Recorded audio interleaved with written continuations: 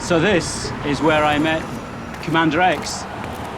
He was sitting here, cowboy hat out, and he was reading. He had a thick sci-fi novel, and I just recently had published my first novel, so it seemed appropriate that I dropped $2 in there. And he looked up and he had this interesting face, craggy, and a definite story. So the gut reaction of the novelist is to engage and find out more.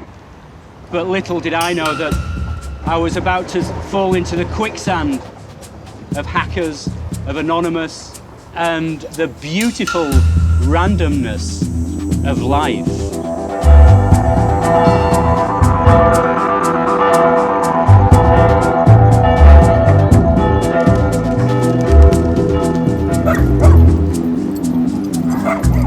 He saw me reading a book, and he's like, you know, I wrote a book. I was like, well, you got one of your books? I came and brought him a book, and he read it. I wanted fucking stories. Reality had become a bit too much right then, and it was fucking great. It's a great book. I didn't have an idea for 6 weeks who this guy was. He was just a friend on the street. But then he told me that he was a cyber warlord, one of the generals in Anonymous. Online hackers who identified as being part of Anonymous and other groups have carried out dozens of high-profile online operations. And that he was on the run from the FBI and had been for 6 years. Because I felt that the prosecution was political against myself, I chose to flee into exile, and I'm in Canada now. And there was an article that could corroborate all this, and it was in the New Yorker, and I should go home and read it. Yeah, I mean, he's polite about it. Okay, cool, yeah, take a look at it tonight. But I knew from the look in his eyes, you know, he wasn't buying that meat without inspecting it. I cross-referenced the name that was in the article, Christopher Mark Doyon, and up popped his mugshot from when he was arrested for trying to sell large quantities of LSD at a Grateful Dead gig in Indiana. And when his face popped up, I got goosebumps. It was a life-changing moment. I get the same look every time I reveal myself. I could tell that he was just like, dude, you really are this person.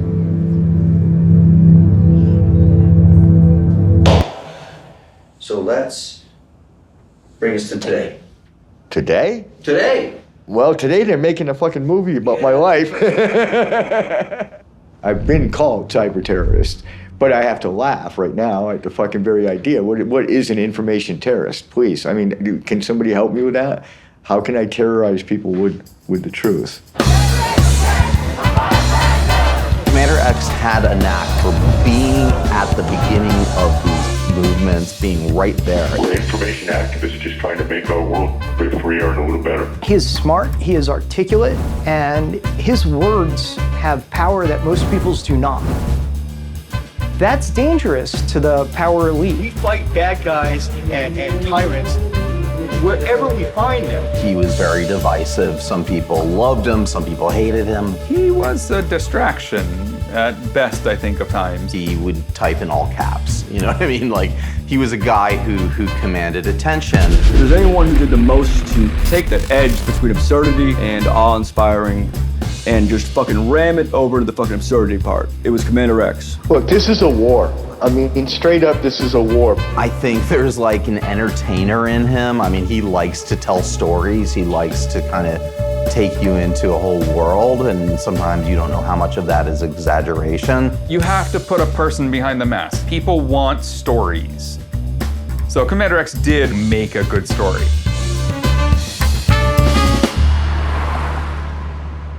I was talking with my editor at the New Yorker about doing a larger piece about Anonymous, and to me the story was, how has activism moved from the streets to the internet and then back to the streets? That was, I think, fundamentally the story I was telling, and Commander X was really the personification of that. It was a profile of a contemporary American activist. He grew up in Maine, like on a ranch in Maine. But, you know, he had a difficult life. He had a difficult upbringing. His father was abusive. My parents were not very good people. I'm just going to end it there. But they were not very good people. And so I spent a lot of time at my grandmother's house, and I had become fascinated with the idea of computers. The Industrial Revolution expanded the strength of man's muscles in the reach of his hand. The Information Revolution is magnifying the power of his brain, changing forever the way Americans work, play, travel, and even think. I was always quite fascinated with the computer in Star Trek. The thing fucking talked. So I convinced this guy who worked for my dad, he was a pharmacist assistant, to bring me to the local university and show me a real fucking computer. So he brought me down to the university, sat me down, and of course I immediately sit there and I was like, hello, computer. Because the only knowledge I have of computers is Star Trek, and it's supposed to talk, right? And he's like, no, it doesn't work like that. And there was a program. It was a very basic chat program. As a friggin' 13-year-old kid, you're sitting there to shit kind of start talking back to you. You're like, fuck me. You know, that's incredible, you know? Then I went to my grandmother and I said, I need $100. There was no way to buy a computer back then. It was a kit that you bought, and then they sent it to you, and you had to literally solder the fucking thing together and then plug it into a television and a cassette recorder. And the cassette recorder acted as the hard drive. And I said, Grandma, just sit down, please. I want to talk to you. I am convinced, Grandma, that these things called computers are going to change the world. And she's like, well, what does it do? I was like, you can use it as a calculator. You can balance your checkbook with it. You can play video games. She leaned back in the chair and she says, well, I'm going to spend $2 and buy you a pocket calculator. And then I'm going to sit you down and teach you how to balance your checkbook. And then if you do all of that, I'll take you out to the video game store, and for $40, I'll buy you a Pong game. And you can just skip the $100 computer. I said, Grandma, you just don't understand. This is going to change the world. It took me about a year to put the thing together. So you can see that coming into it from that way, in that fashion, just the fascination's never going to wear off. Now I'm like a kid in the candy store. I'm living my own science fiction. I wake up every morning, I get in front of that computer. I am not unhappy. I spend 10, 12 hours a day in front of that thing, and I just find it all fascinating every single fucking day I get up. He gets to Cambridge. He was sleeping on park benches. My understanding of it was just because he liked the mobility of it. He claims that he was always homeless by choice. And then I went to a Grateful Dead show. Inevitably, that was going to come into it. And it was in Boston.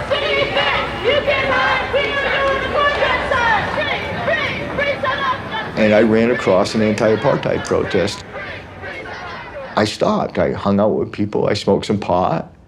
I was given flyers and shit. You know, you make friends with people that got a flyer in their hand, you're gonna read it. I was so angry that there could be a system of government in our century, in my lifetime, that you had to go into a police station and put your hand up to a color chart, and based on how dark or light you were, that's how many rights you got. That is fucking ridiculous. And then they're like, yeah, well, you know, thanks for hanging out with us, and you know, we're doing this thing fucking tomorrow.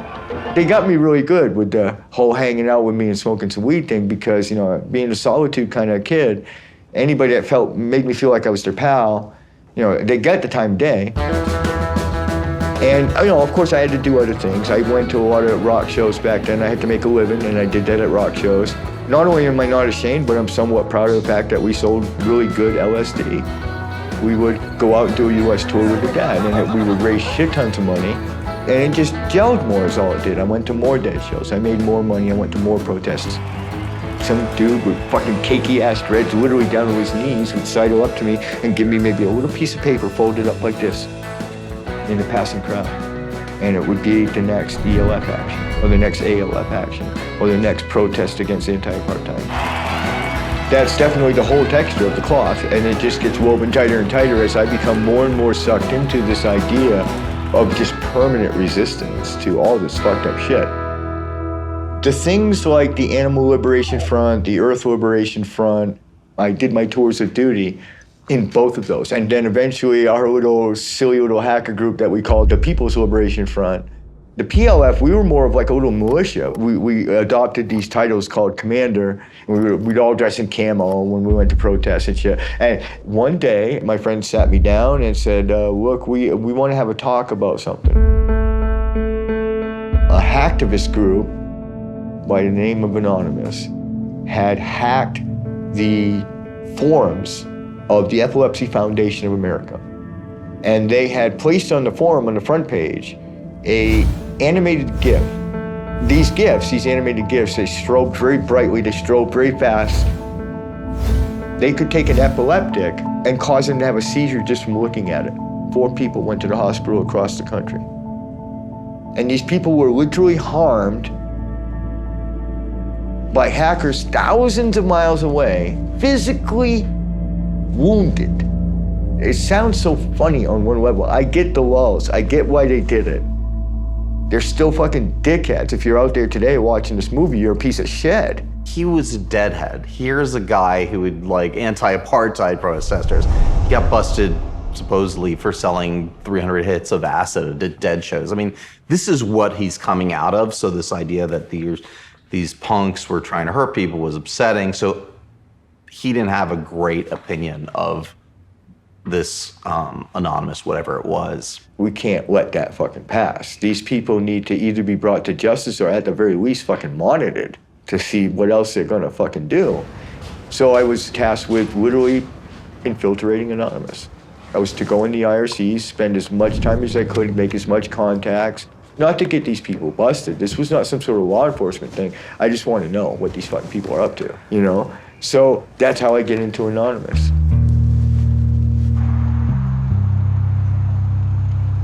There was no founder of Anonymous. From late 2007 on, there was some degree of soft power that, in one way or another, managed to corral this phenomenon, and did so in ways that were effective, that allowed it to become a decisive force, sometimes in the history of nations. There was no reason to expect that that would last. Without a charter, without a structure, there was no reason to expect this would go on for too long. It is frankly shocking in retrospect that it worked for as long as it did. My name is Barrett Brown. I'm a journalist, an activist, and a gentleman adventurer. Anonymous was not founded, and I'm not sure if anybody would have taken responsibility for it had they actually founded it back in the 4chan days.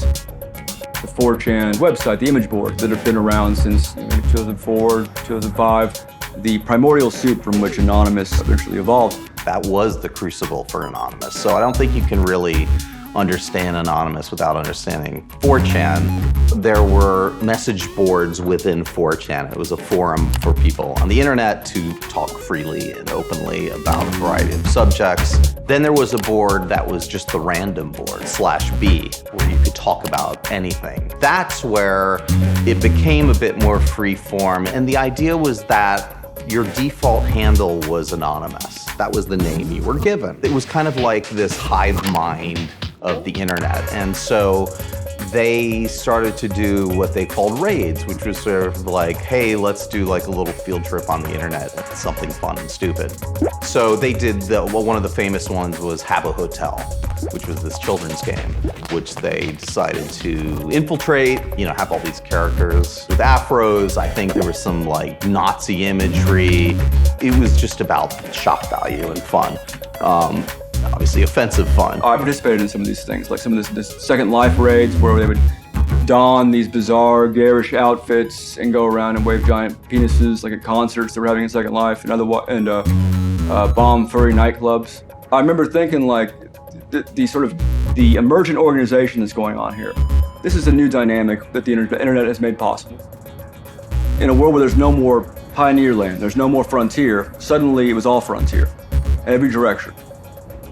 I wondered, what would happen when these people realize what power they have and what greater power they could have if they were to adopt some shared ideology, some shared enemy even. And that ended up happening. Everyone knows that Anonymous existed, depending on how you look at it, all the way back to even late '03. But in reality, that was 2 people on a website, The strangest thing happens, in January '08, it becomes this, giant movement that the news is covering. And that was partially my fault. and definitely an accident.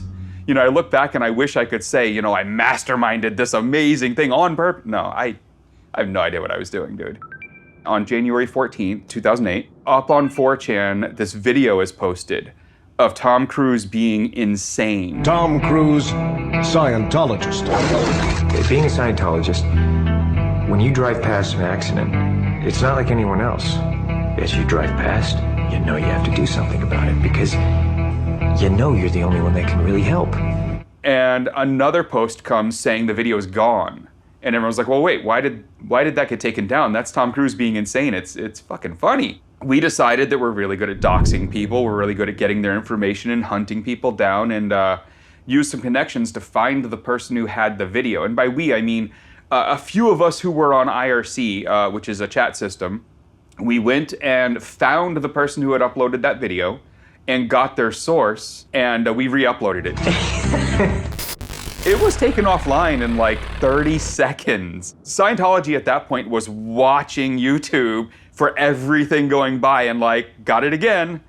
And that actually pissed us off. You just don't do that. You don't take something off the internet. I remember talking to someone about this, and they equated to like a playground, and somebody took their ball. We have fair use laws under the DMCA, but YouTube was still caving because they didn't want to fight a billion-dollar behemoth like Scientology. The Church of Scientology had a long history, ever since the internet became a thing, of trying to control it, trying to censor materials from the church that they consider to be proprietary, generally things that are embarrassing regarding their beliefs. So we decided we were going to troll Scientology by putting out a press release. Hello, leaders of Scientology. We are anonymous.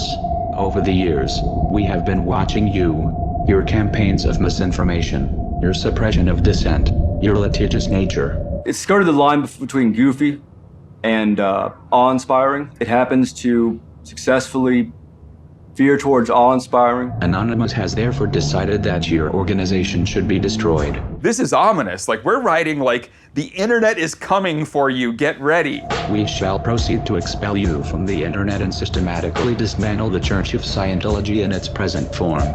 Anonymous promised an army would come and defeat Scientology, would come and bring just unprecedented chaos. It was about 10:20 at night on the 21st of January, 2008.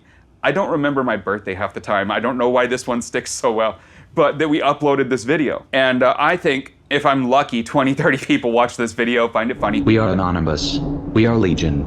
We do not forgive. We do not forget. Expect us. I got woken up by my girlfriend at the time. It was like 4:30 in the morning. She's calling me, maybe 5, is right around there. And she says, turn on CNN.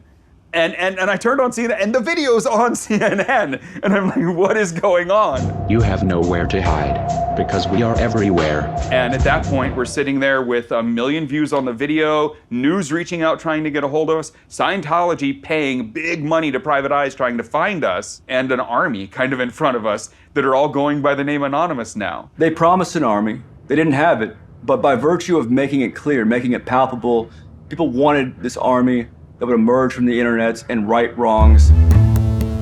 And so naively, we're like, well, then let's plan a global worldwide protest in every, major country on the planet. We're gonna be those old school protest types, but do it like the internet does it, so make it fun. We're sending Anonymous outside, so they better remain anonymous.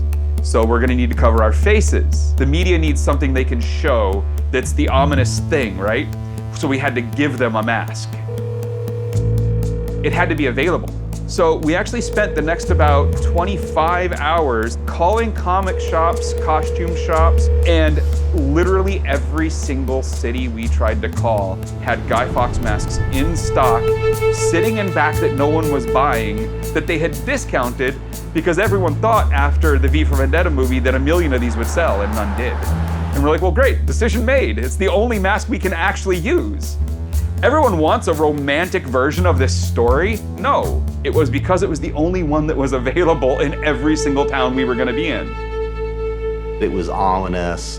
It sort of created this mythology of Anonymous. Who is Anonymous? What are they? They wear these masks, And I think that was the time when Anonymous was really branded. And so having conceived of the army and presented the picture, the army came. They happened to be clever enough to organize all of these thousands of people who saw this video they made.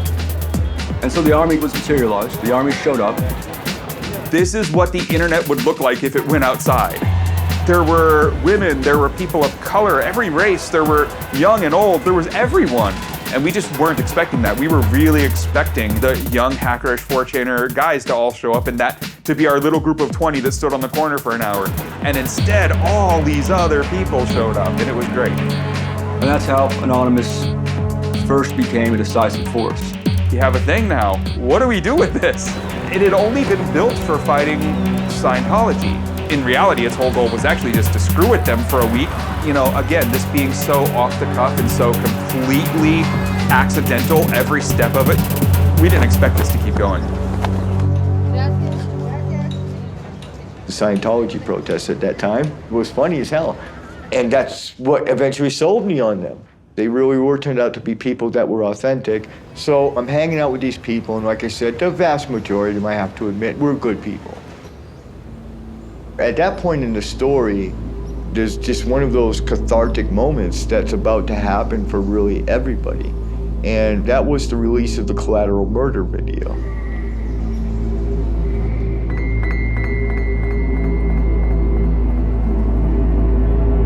See all those people standing down there?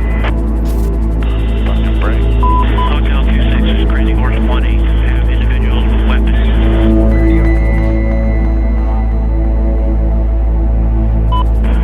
Anybody has element? Help out with an RPG.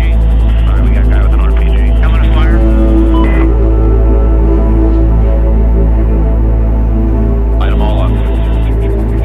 Come on, fire. They're right in. Within weeks of the release of that was an immediate thunderstorm of persecution fired off at WikiLeaks. WikiLeaks picked a fight with the U.S. Now the U.S. is fighting back in more ways than one. American lawmakers want to see founder Julian Assange. They want to see him tried under the Espionage Act. And the WikiLeaks website has its own trouble. This is a new news here. PayPal has announced it has suspended WikiLeaks' account, costing it a vital source of funding. MasterCard, Visa, and PayPal agreed to a behind-the-scenes U.S. embargo against WikiLeaks, whereby they all simultaneously, more or less, said, oh, we're not going to process donations to WikiLeaks anymore. Immediately, there is this fucking visceral rage because websites like the KKK or the Westboro Baptist Church have PayPal donation links on their fucking sites. But then, what? A publishing company like WikiLeaks just trying to get enough money to pay for their servers? And no? Are you kidding me? And so Anonymous just leapt that day, the day the donation portals came down. Anonymous said, we're coming for you. Supporters of the website WikiLeaks launching a sweeping cyber war this week. That's right. It's being called Operation Payback or also Operation Avenge Assange. And it's basically a loose affiliation of hackers that call themselves anonymous. This time they're turning attention to what they consider to be the enemies of WikiLeaks. Visa, MasterCards are the big hits they've had so far. This man calls himself Commander X and says he's part of Anonymous. The power of Anonymous is that we have the ability to affect change on the internet. Their method of choice, a denial of service attack, where hackers overwhelm websites with a huge volume of requests for information, crashing the site, says Commander X, for a cause. That process is the equivalent of a virtual sit-in. I can best sum up my philosophy with the quote that I'm so famous for and is, I admit, very fucking funny. You only need two things in this world to be a world-class hacker: a computer and a cool pair of sunglasses. And the computer's optional. You have a site online, all of a sudden we snap our fingers and that site is gone. Anybody can do it. You don't have to be a hacker to take down a website. You know, you can download a program and figure it out in an afternoon. These are all various DDoS weapons. This would be the equivalent of a rifle. And so now our target has been loaded, and as we say in Anonymous, poo, poo, poo. And hopefully hundreds, if maybe thousands of people would download this same software and all of us fire. So it's really about multiplication. This is a weapon that's designed to be used by an army And we just kept going. It was an incredible time because that entire 10 days, you don't even sleep. You have, in essence, Julian Assange, who has become a cyber messiah, and hundreds of followers who are waking up zombie computers, their soldiers, and attacking companies like Visa, MasterCard. And this is the first time you really begin to hear during those 10 days, the FBI rhetoric was just over the top. You know, these are cyber terrorists. We're gonna shut them down. And of course, we're all like, yeah, fuck you. Yeah, so what? It's protest, motherfuckers, get used to it. In the midst of that, I've been living in Santa Cruz, and I had a cabin up in the mountains, but I used to stay, and when I was in Santa Cruz, I didn't pay for a hotel. There's places to sleep outdoors. Santa Cruz doesn't just have homeless people. You have like you're mentally ill and you're addicted, who hover around Santa Cruz because there's a lot of drugs there. It's a surf town. But the vast majority of people that they label homeless people are actually just bohemes. They're just people traveling up and down the coast. It's a travel corridor for backpacking, camper living culture that exists in California.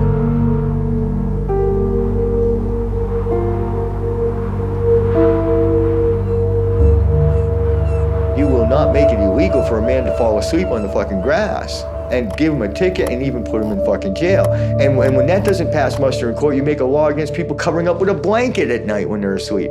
Literally, they got a blanket law in Santa Cruz. I'm not even shitting you. These homeless people had a protest camp going called Peace Camp. We were sleeping on the courthouse steps. We're sleeping in protest. We're sleeping literally with a sign next to us that said, I am protesting the sleep law. That's why I'm sleeping here. There's people sleeping all over this fucking courthouse. What's going on here? It's Peace Camp 2010. So the camp has grown from an overnight sleep-in to a 24-hour hangout.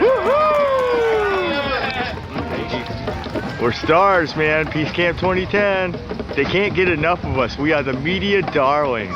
I'm at Vanessa at the Santa Cruz County Courthouse, where homeless activists have been protesting city ordinances for more than a month. We have a squad of sheriffs on hand. The Santa Cruz Police Department despised all of us, professional protesters. I'm just notifying you're sleeping here illegally. You will have county property as soon as possible, okay? Lodging here illegally, there's a written notice for you. These people are not guilty because there's no public shelter. And the tension began to grow in Santa Cruz, very, very big time. Get rid of the untouchables. Looks like they're gonna arrest us. Good chance. And I'd been arrested. Hey, Chris, you have a warrant out for your arrest. So I'm gonna need you to go ahead and place your hands behind your back. Just go ahead and set those down.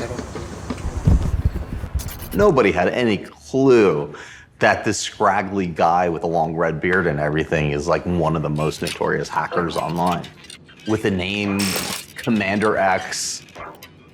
I decided that I would harness my new friends that I was garnering in the Anonymous Collective. And I said, I got a plan. I said, I think I want to take down the county website. I said, but I want to be super cool about it because I'm here in this fucking town. So what I'd like to do is do it really ethical hacking style. Let's do it on a Sunday at noon for 30 minutes, and we'll pre-announce it. We'll tell them the specific time it is going to be down so that, the public will know that you just wait, and it will come back. I just went off and did it. I sat in a fucking coffee house, and I'm churning out these attacks. I'm deploying cyber weapons that our crew built just to DDoS shit. 2 detectives from Santa Cruz Sheriff's walked in and gave everybody a good fucking look over. And that's when I started packing up to get the fuck out of there. Oh my God, my fucking heart is coming out of my chest, the sweat pouring off me. I got my pack on my back, my laptop over my shoulder, and I just fucking scoot left and walk normal as you can. But anyway, I make my way to the library, put out the press release from the library, and then the next morning I get up and the headline is on the Santa Cruz paper. I mean, in big black letters, Santa Cruz cyber attack. And I just knew it was epic. And I knew that my life would never be the same again. And the other thing I also knew was that Anonymous was the most powerful force ever to be created in humanity so far. And that, no doubt, they were fucking coming for us. And coming for us with guns drawn, literally. Cyber is the battlefield of the future. And most of these attackers are going after whatever the hell they can in order to show you what they can do. And that is very hard, very frankly, to defend against. I'm Leon Panetta, former director of the CIA, former Secretary of Defense, and now chairman of the Panetta Institute for Public Policy. Power can be very infatuating when you know you have power and you can exercise that power. And I think in many ways that's what happened with a group like Anonymous and other hacking groups that suddenly realized they had their hands on a very powerful weapon and they weren't quite sure. And I think they still remain not quite sure about just exactly what it means. You know, for something like the CIA and for other intelligence agencies, at least you know the devil that you're after. But when it comes to anonymous hackers, it was much more difficult to try to figure out what are they after? What damage could they do? Are these just a bunch of people, you know, playing 21st century hacking games? Or are these people that have a motivation that could be very dangerous to our security? I was fucking Batman. And I had powers. By then I was like gearing up. I'm geeking up. I'm starting to fucking bust some shit. I'm starting to fucking have some fun with this. Because I was working very hard by that point. I was putting in 10, 12, 15-hour days to this movement of Anonymous. I was participating to the fullest extent that I could do and not die. Commander X is who he is, and you know, we all know, we've all seen his version of reality, but he didn't come into my orbit until people started talking to me about the fact that X said he talked to you on IRC, and I'm like, who? He just kind of showed up as a guy who was putting up websites under the Anon name, and you'd look at it and the website looked like it was built in 1993, like one of the first drafts of a website ever, that a guy who was openly telling us he was homeless was building. So like, you didn't want to just outright say, what the fuck guy? You wanted to say, okay, guy's trying with very limited resources. He would be, you know, he was doing his thing, and obviously he was doing DDoSing, he was hitting targets, I didn't think he was doing too much harm, and I was always kind to him because, surprisingly enough, I am actually innately a kind person by default. And I just said like nice things, sometimes like sarcastic, like, go forth, continue, Commander. As I understand his story, he was the kind of hippie protester who showed up and, you know, was holding signs anti-war and all that, you know, and that was none of us. To speak the honest truth, like, I'm the 19-year-old driving a car who sees a puddle and a bunch of people at a bus stop and hits the puddle as fast as he can. That's me at 19. I'm not the good guy. So from the very beginning, there was definitely a clash of just personalities because he came at it from a completely different way. We sort of were thrust into being activists very accidentally, and that was just who he thought he was. I did not have all access at that point to Anonymous. I was, you know, definitely very strong and very powerful person and had to respect even of people like Barrett Brown and Greg Hausch and stuff like that. And I remember clearly going to Barrett Brown and asking him, what do you think we should do next? I think he responded with just one word, keep an eye on the Middle East. Commander X and I did not sit there and plan the advent of Tunisia and the Tunisian Revolution. The Tunisian Revolution began when a fruit vendor in Tunis, the capital, set himself on fire in protest of the local corrupt police having taken away his assets for failure to pay a bribe. That is what sparked the initial conflagration. That's what started the street uprisings, the rage. It provided an enzyme, or sorry, a catalyst, rather. I'm not good at chemistry or much else. It provided a catalyst, a center of attention for those in the country who were aware of it to rally around. Tunisia is one of those interesting ones where they invited us in. We didn't even come and talk to them. They came and talked to us, you know? At first, we all didn't think we could help. I mean, honestly, strange enough, Commander X was the first one on that channel saying, no, we can absolutely do this. And we all thought he was fucking insane. I mean, like, who the hell are we? This is a dictator of an African nation. Some Tunisian hackers came to us in Anonymous, and in fact, they were more or less handed off to me because nobody knew quite what to do with them. But they claimed to have some rather extraordinary access, but needed some assistance. It's a small country with a small infrastructure, and we have the usernames and passwords to everything. You name it. The water supply, like the radio stations, the servers that the president's email is on. You don't have to hack anything. We just have the passwords. Here you go. So we were able to prove that these people were receiving just enormous bribes, living like gods, while Tunisia drowned in poverty. And so now these people are really just fucking furious. Is this right? Who are the people who are planning on going to the streets? Are they our people? You know, are we helping some extremists who are gonna make it worse? So we did a lot of work with these guys, and we did, honestly, like days of research into who the president was, Ben Ali, who he was, you know, the dictator, you know. Turns out the people who were going to the streets were really the people, and they needed to overthrow this dictator. To the extent there is right and wrong, and that one can point to a large group of people and say that one is mostly right, that one is mostly wrong, there was never any question that we were right, and that if this was to escalate further, it would be a terrible thing for living involved, but I would personally be enthusiastic about that.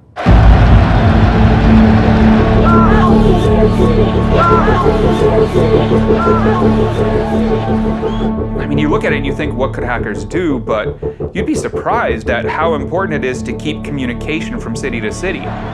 We built this list of all the technologies they would block, and we kind of estimated what order they would try and block them in. Like, easiest, they're gonna just get Twitter and Facebook turned off in the country, right?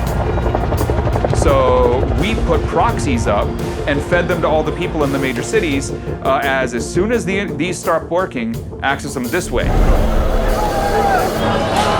Can we get activated satellite phones to some of the people in these towns? Yes, we can.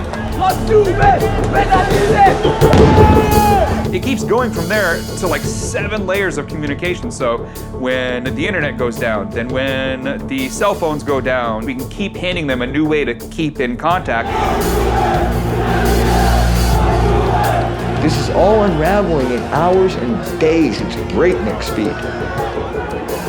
I fought, as we talked about earlier, in the apartheid movement for 10 fucking years. It took 10 days to run the dictator out of Tunisia. After Tunisia, we're starting to help the Egyptians with the same tools, because now we've kind of got a toolkit.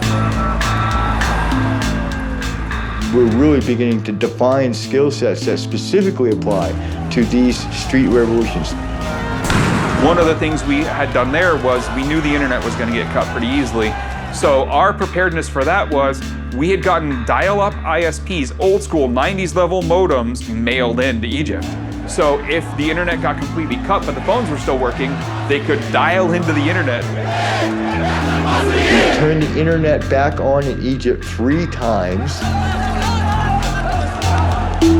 So the Egyptians who are using the internet to organize what would become the Arab Spring.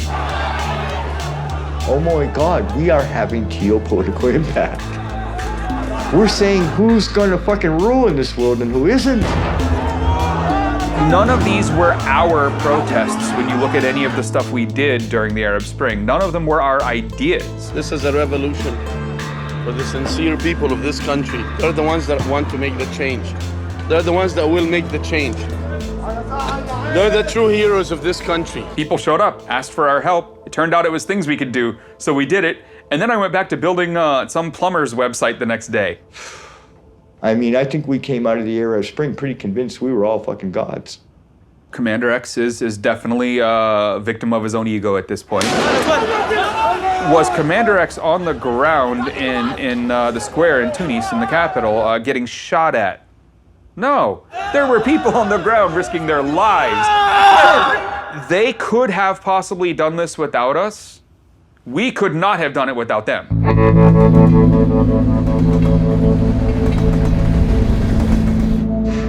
By the time the Tunisian Revolution was over, by the time Egypt had started, the FBI raided 40 US households on a single day in late January 2011 over these DDoS attacks that slowed down MasterCard's corporate website. and visas and PayPals for a couple seconds. Armed raids with families being held at gunpoint in some cases. They were gunning for us. This is like fucking war. Dozens of FBI agents targeted alleged members of the loose-knit hacking group. Armed with search warrants, agents hit 6 homes in New York, along with locations across the country, seizing hard drives and computer accessories. It's all at the same moment, literally the same fucking moment. That's how they do this shit. So that we can't get on like IRC and say, hey dudes, they're coming, fucking wipe your drives and run. And so that's what they did, except there's only got 39 of them. Because one was Batman. The reaction that they had was so knee-jerk to our attacks on PayPal, MasterCard, and Visa. Visa.com went offline for a few minutes. Did that affect anyone's ability to buy anything or give anyone's info away? No, it did nothing. Their marketing piece where you could download a brochure was offline for a few minutes. Somehow, $50 million and damn it. No, dude, no. When have you, as someone who has a Visa card, ever gone to Visa.com? It didn't affect anyone.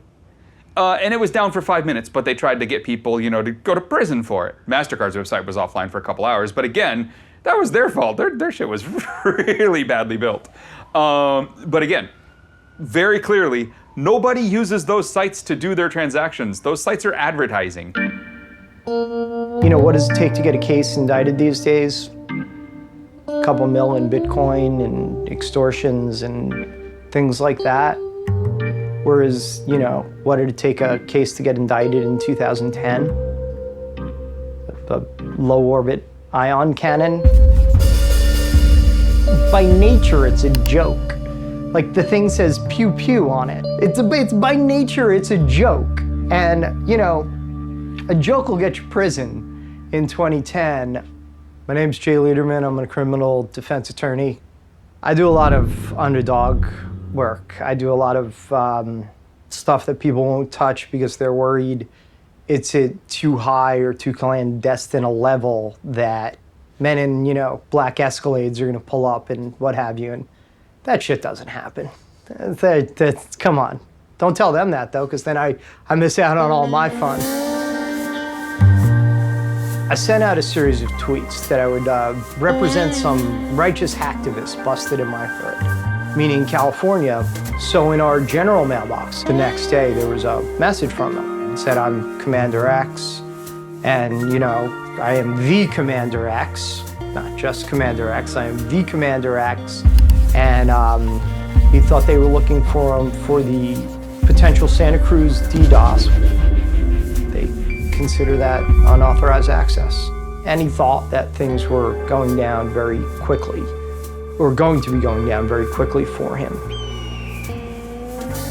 I was in Mountain View, California. And I had known that they had pretty much tracked me to Mountain View. I was seeing the Crown Vics around. I saw the FBI agents in the library when I was surfing on the internet. They would have had me surrounded by at least a dozen agents at all times. They must have really, really feared me at that point to deploy a dozen agents rather than just walk up and fucking arrest me. I'm going back and forth with X. You know, we had the meeting spot arranged. At that point, I'm still using like some sort of commercial-based email. I'm still new. And he was using some encrypted form of email. For some reason, he said to me, the last email he said to me was like, Jay, I'll see you at 10 o'clock at the such and such coffee house. And I said to him, why on earth did you say that? He had told me the name of the place weeks before. I had it written down. I knew where I was going. There's a guy in Bermuda shorts and that stupid Hawaiian shirt that they always make FBI agents wear thinking that that's somehow fucking stealthy, and he's staring right fucking at me as I'm walking down the street. So I'm like, okay, so it's a game, right? So I'll play the game. I go to the coffee house. Another FBI agent comes in, sits down, takes my fucking picture with his cell phone. I was like, okay, let's see if you know about the secret fucking passageway out of this fucking coffee house, because I did. Down the fucking stairs I went, out the fucking back door. Nadia, the fucking fib from hell, she was screaming because she fucking saw me bolting down this alley and couldn't get out of traffic in time to come after me. Ended up coming up the fucking sidewalk with pedestrians literally weeping out of this woman's way as she drives up the fucking sidewalk. And I was just sat down in a bus stop. I lit a cigarette. And an FBI agent who I've come to call a cybercrime guy got out of the van, calmed Nadia the fib down, made her put her gun away, and just calmly sat there with me and waited while I finished my cigarette. He asked me my name, and I said, dude, if you don't know who you're about to arrest, you're not doing the job right. Right then, Jay Lederman drove by. I was looking for parking, and I got a call from my office that Christopher Doyon was on the phone. Yeah, I called back the number, and it was an FBI agent. And they were like, yeah, hold on, he wants to talk to you. They got him an hour before I got there at the place we had arranged to meet. I don't know what their methods are. Who knows if they had like some camera planted in the little, whatever tree X was like, you know, sleeping under, you know, looking at his computer when he's typing it. You know, I can't prove that it was on my end, but it sure appears that the FBI violated attorney-client privilege by having my emails monitored and were able to pick him up an hour before I arrived at the meeting.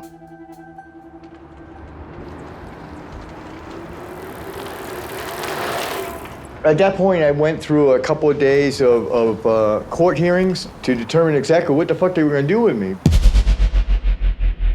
They were alleging $6,200 in damages. They did what they could to make sure it was over $5,000 because that's what they were told by the United States Attorney's Office. How do I know that, even though I don't know that? Because that's what every United States Attorney's Office tells everyone about it. They say, listen, you got to get this over $5,000 or this is a misdemeanor. This is just some guy in a library like clicking enter on his computer. Come on, man.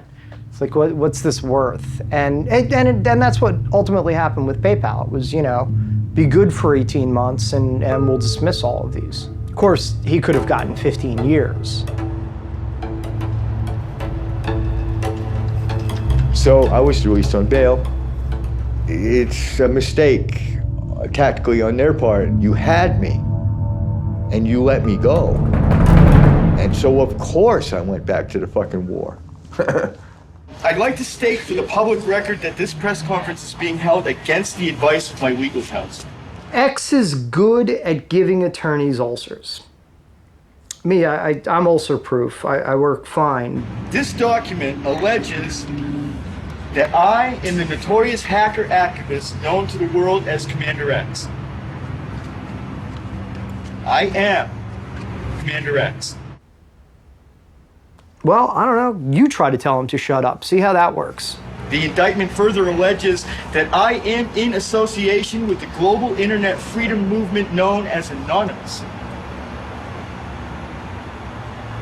And I say yes, I am immensely proud, humbled to the core, to be a part of the idea called Anonymous. He does have the right to remain silent. He chooses not to exercise it. You know, I am a homeless guy. And I'm scary smart. And despite the best efforts of the city, the county, and now the federal governments, I will not be silenced. The FBI is now in possession of 3 of my computers, 2 fucking cell phones, and God knows how many fucking external drives. They've taken all my electronics. They've forbidden me from using electronics. Well, how am I going to handle this? I can't go back to hacking, but I want to keep fighting and keep fucking with them. And it dawned on me what I was going to do. I'm going to say goodbye, and I'm not coming back. And I began my run to the Canadian border. As far as I knew, I think he was like sort of the first fugitive out of this whole movement. I never really believed that he was in Canada because it seemed too obvious. You know, it's like hiding in plain sight being in Canada. Like, I really didn't think he had gone to Canada. And sure as heck, he went to Canada.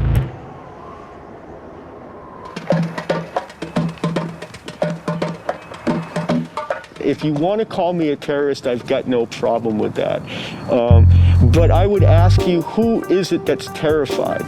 And if it's the bad guys that are terrified, I'm really super okay with that. The media, for some reason, loved talking to and about Commander X. I, for the life of me, never got it, but I also didn't think I had to. Like, the things he was saying in the media, while sometimes they were crazy, most of the times they were just our talking points. I went to go see him up in Montreal.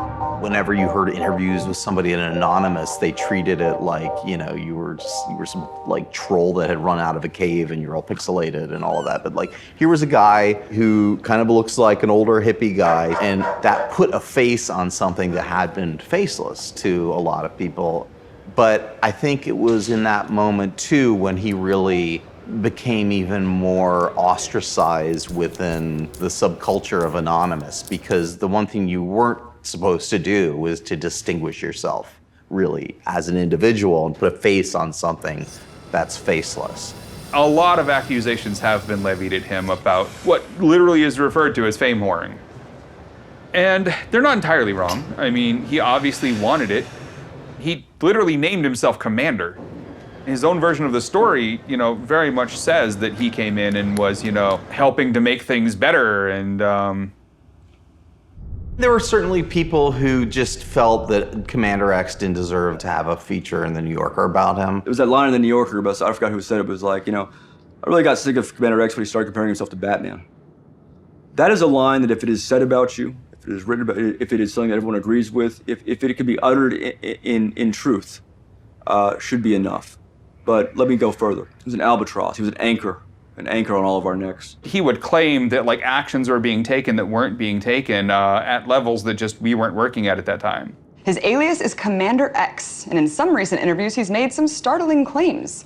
He says that Anonymous may very well be the most powerful organization on Earth, and that the group of 50,000 members worldwide have access to every classified database in the US government. People would then be like, why did he say that? I mean, that just sounds stupid. Like, we could bring small children in here and like we could tell them, oh, we have access to every classified data, and like a 5 or 6 year old would suddenly work that out and be like, well, how do you know, first of all, that you have all of them, and second of all, you know, why would you say that out loud if you really did? Wouldn't that be a massive security breach? Talk a little bit more about that. Well, I have nothing more to say. What do you want to know? It was getting to people because he was also making the message look bad. Like, he says this that's obviously insane, then another Anon says something that's obviously true, but they're all insane. Several weeks ago, I began research and experimentation on the development of a software program and kit that, when downloaded and installed, would allow the user to conduct true time travel, essentially turning their home computer into a time machine. This is literally a fucking email he wrote in 2009. I was taking a break from reading up on the theory behind sonic time travel, and I was sitting under a tree. Sitting under a tree, that's obnoxious. I was wondering idly if I would ever crack the theory of time travel. How could you even wonder that? At that moment, myself from approximately 25 years in the future came strolling down High Street. The me from the future, less than 10 feet away, turned and actually smirked at me. I guess my time travel software kit works. That's Commander X. That guy was among those people who, when I was not able to formulate the message in the background or the foreground with the press, it was him. And it was increasingly him. And then when I went to prison, it was very much him.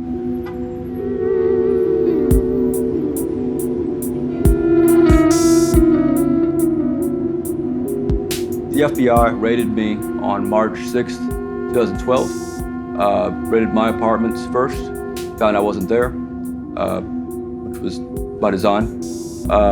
Then raided my mom's house and took my electronics, computers, phones, files, just like they had taken files and papers from my place. And then 6 months later, after I had learned, I'd been told by the prosecutor that they were going to be charging my mom as well, which is a very common practice among the FBI, charging someone's female loved ones to get them to cooperate. And knowing myself that I would never cooperate with the FBI. I made several videos laying all this out. Hi, I'm Barrett Brown again. This is part 3 of a 3-part series on why I'm angry with the FBI. Sorry, I've got a case of the giggles. My mom has not been involved in any of this at all. Did not know about the tip I received the previous day. Didn't know I was over there. I come over there a lot. Didn't know why I brought, the laptops over. didn't notice, didn't pay attention. I also threatened to shoot anybody or more FBI agents came to my house. They know that I'm armed, that I come from a military family, that I was taught to shoot by a Vietnam vet and by my father, a master hunter, and I will shoot all of them and kill them. It was pretty obvious I was going to be dead before I was 40 or so. So I wouldn't mind going out with 2 FBI sidearms like a fucking Egyptian pharaoh. And so I was ready. It's like super passionate about this argument.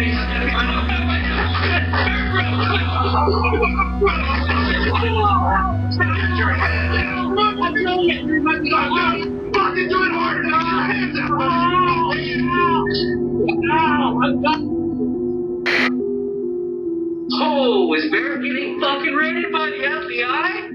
Holy shit! A few months later, I was charged, this time with 11 counts of aggravated identity theft. The charges in this case, to justify it, involved me copying and pasting a link from an anonymous IRC chat room. Then a month later after that, after those charges, I was charged once more for obstruction of justice, just like my mom was, for hiding laptops in her kitchen cabinet. So, long story short, I went to prison.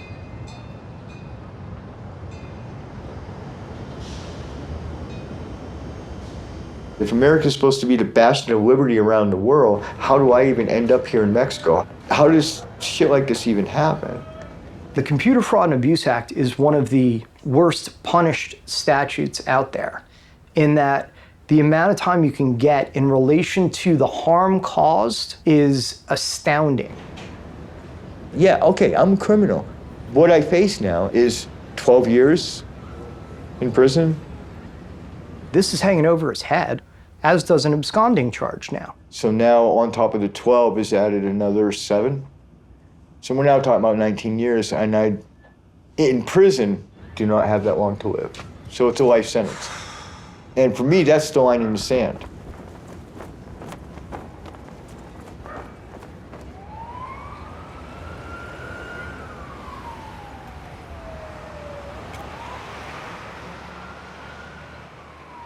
I actually first went to Toronto because of the world premiere of a documentary called We Are Legion. Introduce yourself.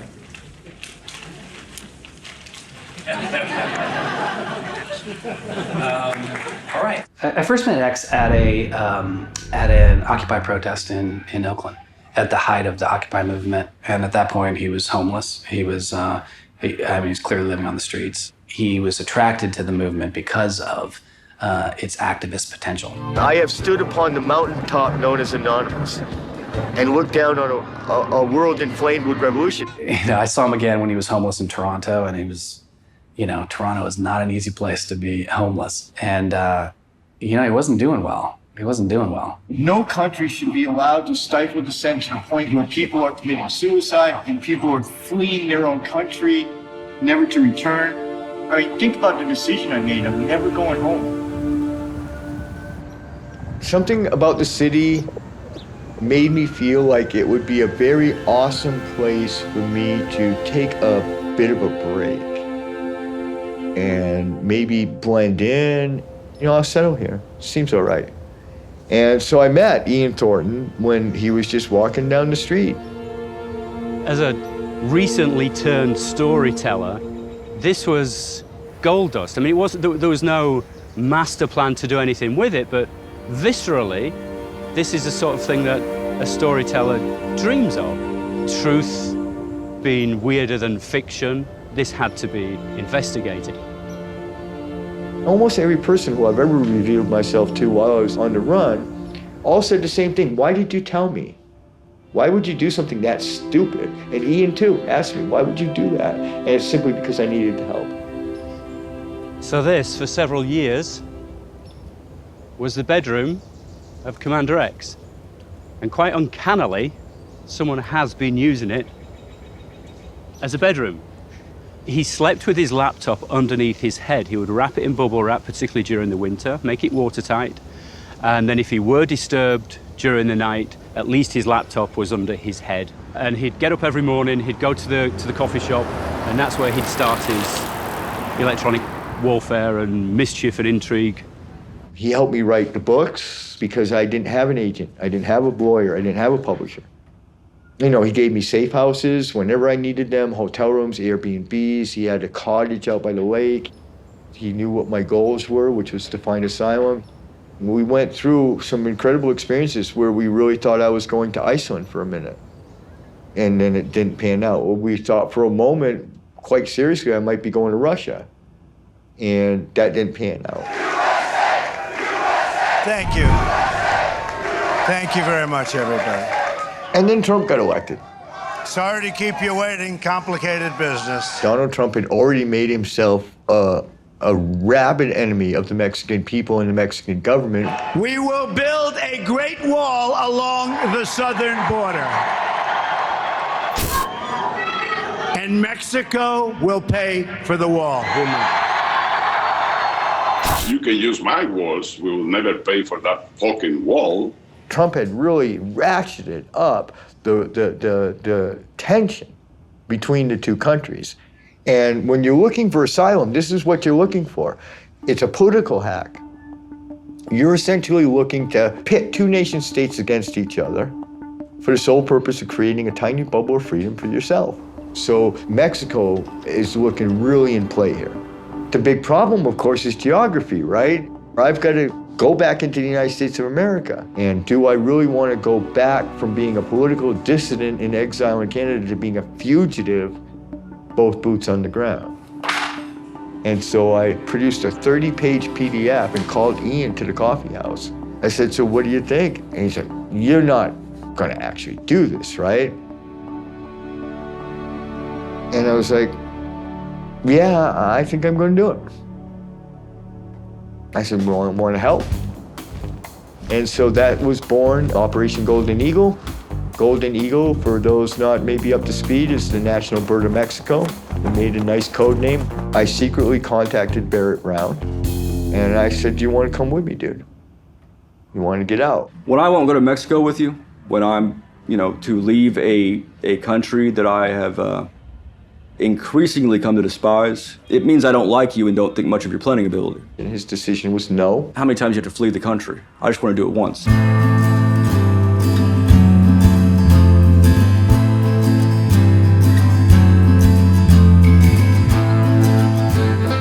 Anonymous Operation Golden Eagle is by far the weirdest human endeavor, probably in human history so far. It was the most elaborate, thoughtful, anonymous operation that I have ever been a part of. 100 kilometers to Altoona begins now. This is southeastern Manitoba, Canada. We knew it was hunting season in Manitoba. We knew if I was going to go through the woods in Manitoba, I might get shot at. And I did. One has to fucking wonder how a hacker from Cambridge ends up in a place like this. And out of Altoona, I will break back into my own country. And guess what? This is our first camp in the United States of America. Because that, folks, that's North Dakota. I'm now, by my own choice, a full-on fugitive. Wanted dead or alive.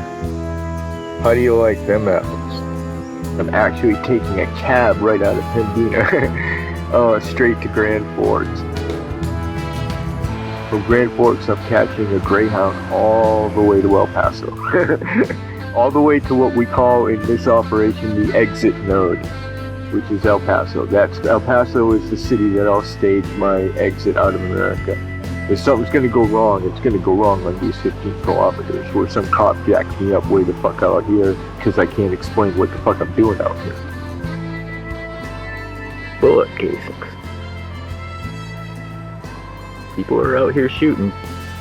But if I don't make it, or if I'm killed by bandits, or if I'm captured by the United States authorities in the last 1.5 kilometers to the border, I want you to know I did my best, but hopefully I make it.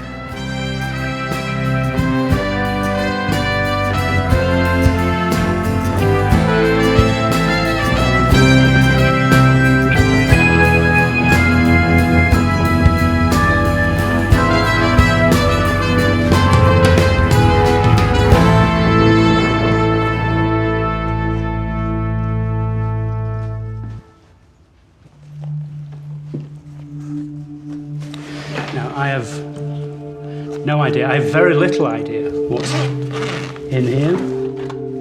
I had this laptop when he switched for a newer one, a more lightweight one for his trip.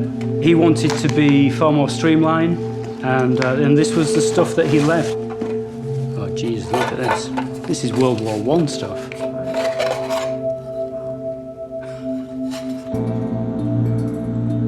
When I hugged him at the Greyhound station in September 2017, I didn't think I was going to see him ever again.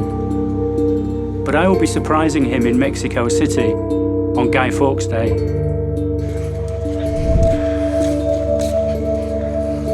People in the Anonymous Collective have learned to watch my Twitter very carefully, and so I began to tease, hey guys, watch me on November 5th. Because I didn't want to just announce I'm going to be at the monument ahead of time. I'm going to do something really cool, guys. Keep an eye out. I have hundreds and hundreds of journalists who follow my Twitter account just for that reason.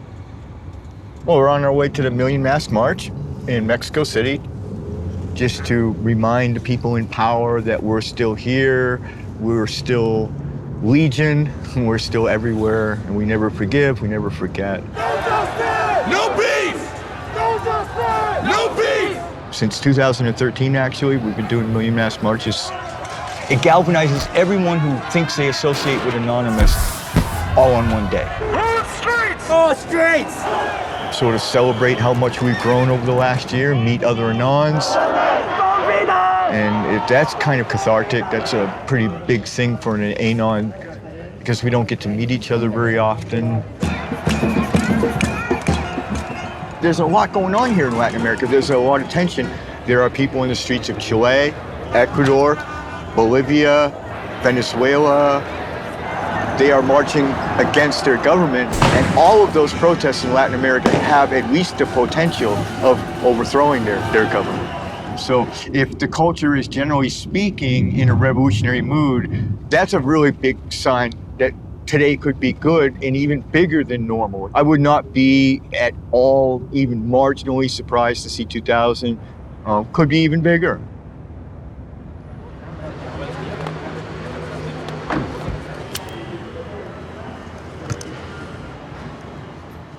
Ha ha ha!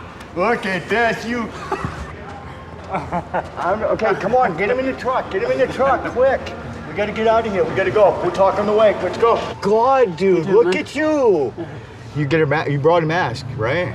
They took them off me at the airport. They are illegal to bring them in? I don't know, but I had 4 of them. They took them from me. Oh, we have our wits about us. That's not good news, actually. That's concerning.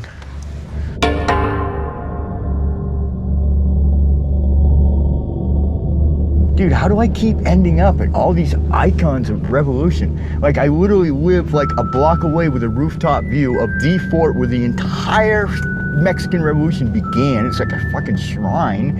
And now, completely with no input of my own, here I am at the Monumento Revolución. I mean, come on, dude.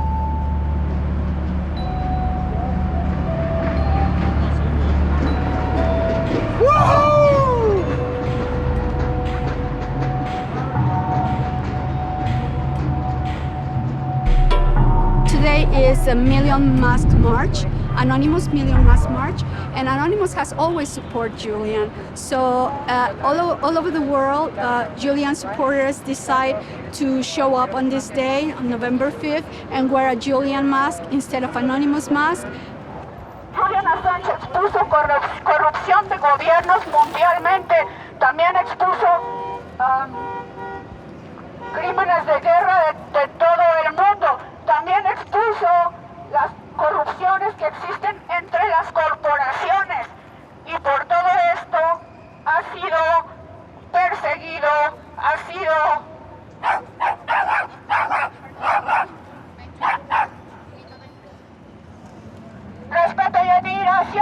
respeto y admiración a Julian y no prisión. Respeto y admiración a Julian y no prisión. Okay, I gotta talk to my people. All right, guys, this is Commander X live Like the Million Mask March. You know, we're few right now, that's true, maybe by other standards of other Million Mask Marches, but that can change in a heartbeat. If you are somewhere in Mexico City right now and you happen to be listening to this stream, then, you know, get your shit down here. We're not going anywhere. And if you can't, then just get busy and start tweeting streams, other people's streams as well as my own. Make it go everywhere. Make everything go everywhere about Million Mask March. Let's really make ourselves known this year.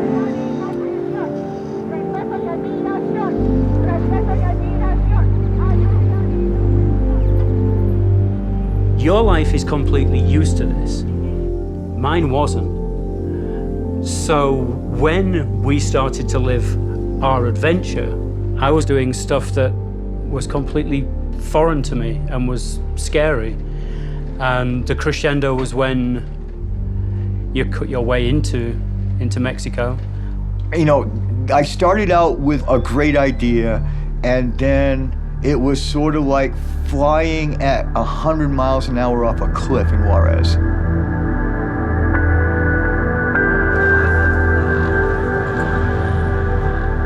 I left Juarez thinking this was fucked up shit. I was screwed, and I'm gonna end up living in a hut in the desert in fucking Mexico, eating cactuses for the rest of my life. Honest to God, I thought I was completely fucked. There was a point in time where I gave up hope and quit even trying, and that's when I went and got Xander. Hey, look at you. 3 months old.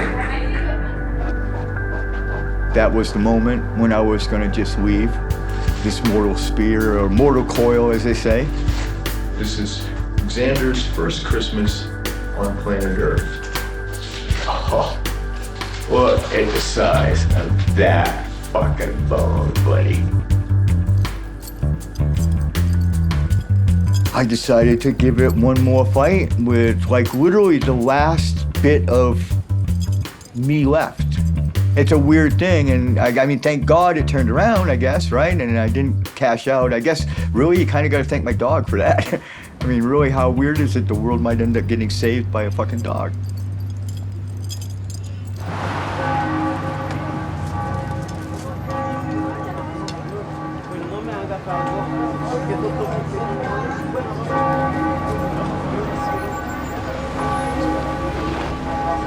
I'm here in Guanajuato now, you know, having spent a couple of years, almost exactly, here in Mexico. You know, I've moved around a lot, I've met people, I've generally tried to build a network of friends to help me. They're the same, right? Same size? Same. Is this grande or this? I like the color too, I take that one. Yeah, yeah. And thus comes into play people like Vic. Well, I was just walking in the streets, and then I saw this American guy who was standing, all lost. Didn't know where to go. I just saw him like looking one way and the other. And he saw us and, hey guys, do you speak English? And I'm like, yeah. Hey, where can I go to a coffee shop? And I'm like, okay, let me take you there, especially because of the streets here. So we started walking, and we started talking, and then he kind of asked some questions to see if I kind of knew a little bit about, well, Anonymous. And I'm like, oh yeah, I'm familiar with it. And we talked a little bit more, and he said that he was one of the founders of Anonymous. And whenever I got back home, I searched online. I was, oh shit, it's truly him. And I was like, damn, now I search him online. I mean, and I got all paranoid, right? So he sent me an email, and he was, oh, I slept in a dumpster. It's my birthday. Like, it was the worst birthday of my life. So, well, I was like, what am I gonna do? Maybe you can stay there for a couple of months until things get, I don't know, good again. I mean, he became a really good friend, especially because kind of nobody likes him. I like broken things.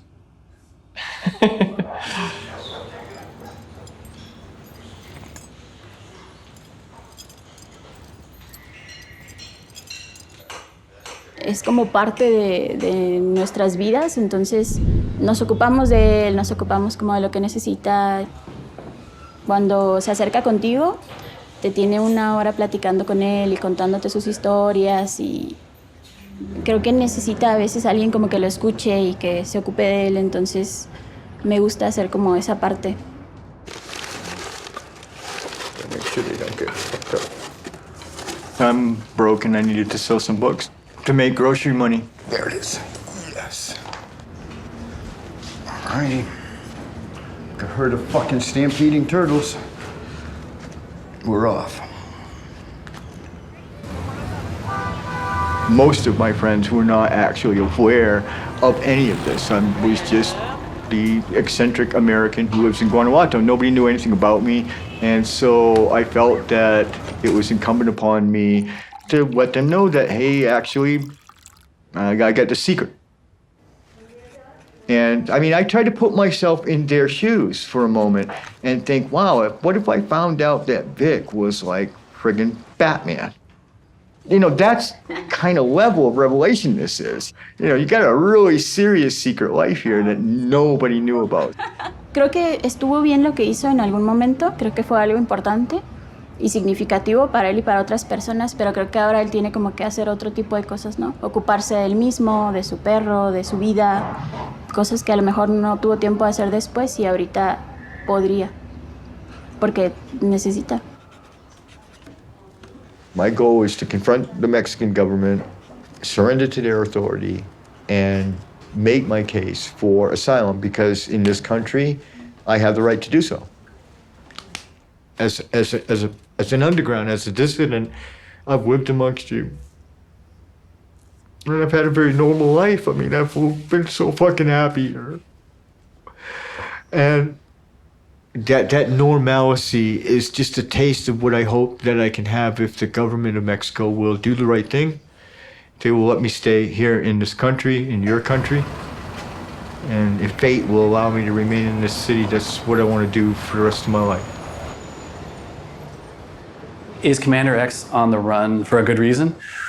I honestly do not know if Commander X is on the run for any good reason. I don't know that he represents a serious threat to law enforcement now. I mean, if you were to take the top 1,000 or 2,000 biggest threats to our cybersecurity in the United States, my guess is Commander X isn't anywhere near that list. I've done several cases up in San Francisco, and the person who was, prosecuting his case initially is the head of the unit now. And it's been a couple years, but I mean, the last time I talked to him, he's like, say hey to Mr. Doyon, we'll see him at some point and we'll get ourselves reacquainted. I would have no doubt that he would be a prize trophy on some U.S. attorney's wall.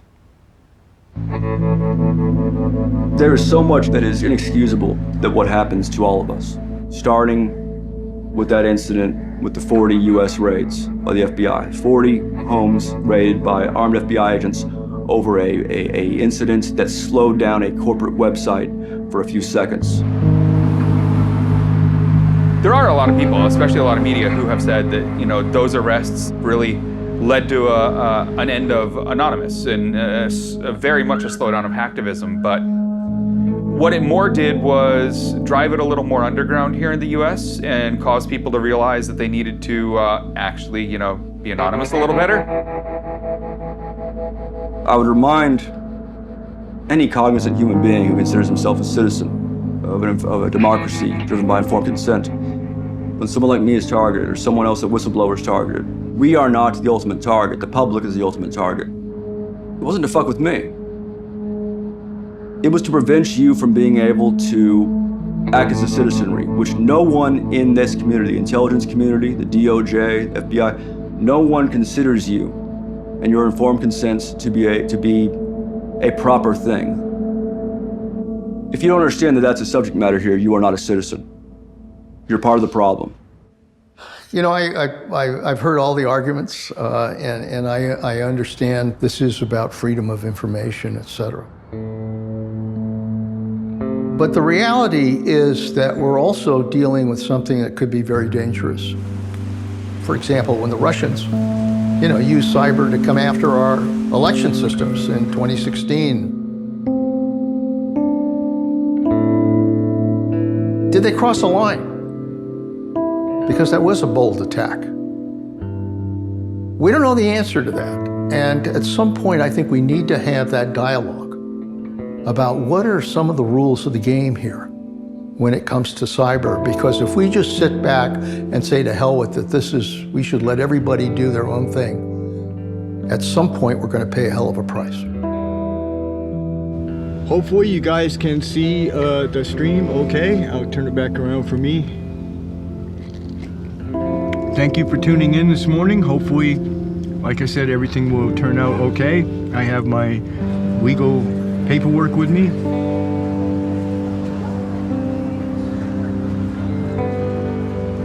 But here I am, cameras in tow and everything, requesting political asylum and emergency refugee status. I've always known that this moment would come, but I also didn't want to fuck it up. So I wanted to make sure that the moment was perfect, and I believe that we're in that moment now. You know, it's the end of a long fucking run, 10 fucking years, and not at all sure that I would ever make it to this moment. I bought these boots just for the journey. The day I left Toronto to come here to Mexico, I bought these boots. Those boots I traveled 10,000 kilometers. 10,000 kilometers. You make the decision, then yeah, of course, you instantly accept the consequences. And the consequences of this decision is I would most likely never go home, except perhaps in a box.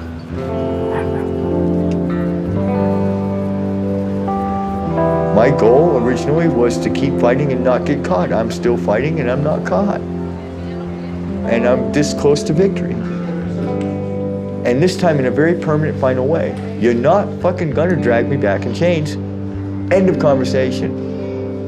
I'm gonna get fucking asylum. ¿Qué trámite va a ser? Va a ser, what trámite are you gonna do? What is the purpose of your visit?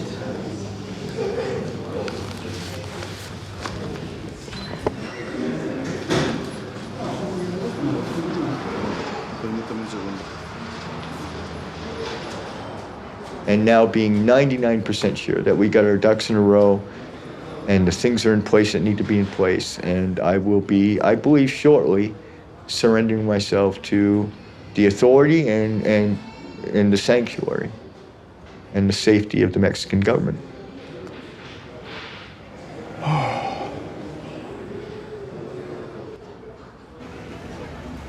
I'm happy to report that today the government of Mexico did the right thing. Officials of the INM have accepted my petition material for political asylum and have granted me emergency refugee status. I am the first information activist in history to receive political asylum in a foreign country for protest actions taken under the flag of Anonymous. One of the reasons that I stuck with this process to the bitter end, despite my not really having to, was my fervent hope that I will not be the last. You know, the way he talks about it, it's almost like you're talking with a Vietnam veteran who's talking about his brothers in arms. I mean, he really feels it and gets emotional. The reality is, too, is that Anonymous and X, all these people, like, they've left a trail online. If you dig hard enough, you can find it. And Commander X will be remembered as one of these iconic figures, divisive figures, whether you believe him or not.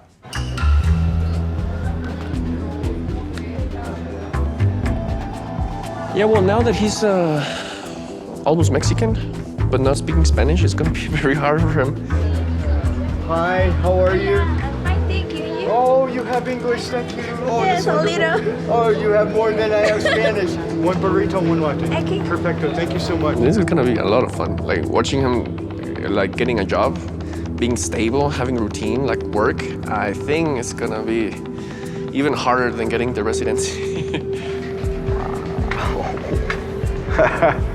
Yeah, look at this. Holy crap. I'm always sort of concerned for him and about him, but I sense there are better days ahead for him.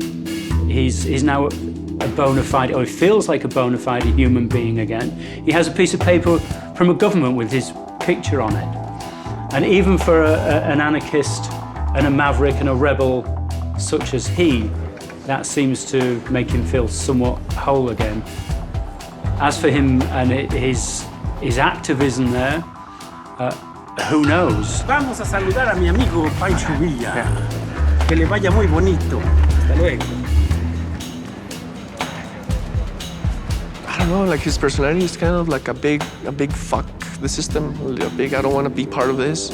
So he's gonna find a way. He's always gonna find a way like to push the boundaries of the system, and I think that's cool. One last shot of this beautiful square here. It's a beautiful church. And this incredible historic square of San Miguel de Allende, the city where I won my freedom here in Mexico. Thank you guys. I'm gonna tune out now. Thank you guys for watching, and I'll see you all later tonight on Anonymous Fights Back. Look for that on Twitter. I'll be on. Expect me.